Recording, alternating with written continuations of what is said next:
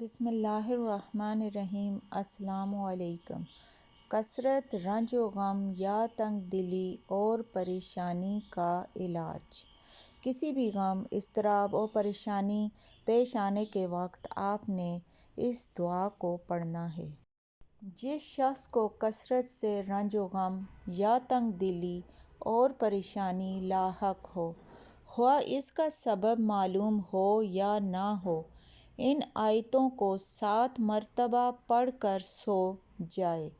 جس وقت جاگے گا انشاءاللہ تمام پریشانیوں اور ہر قسم کا رنج و غم ختم ہو جائے گا۔ اللہ تعالیٰ ہمیں مشکلات میں ڈالنے سے پہلے ہمیں مشکلات اور مصیبتوں سے نکالنے کے وسیلے بھی بناتا ہے۔ رنج و غم کسی بھی قسم کا ہو، آپ نے ان آیات کو 7 مرتبہ پڑھ کر سو جانا ہے۔ تو آئیے مل کر ان کلمات کی تلاوت کرتے ہیں۔ بسم اللہ الرحمن الرحیم۔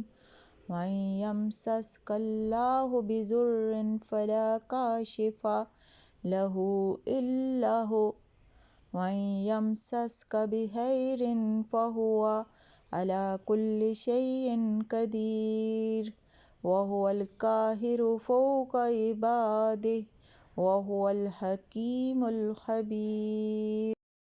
ترجمہ: اور اگر وہ تجھے بھلائی پہنچائے تو وہ ہر چیز پر قادر ہے، اور وہی ہے جو اپنے بندوں پر غالب ہے، اور وہی حکمت والا اور خبردار ہے۔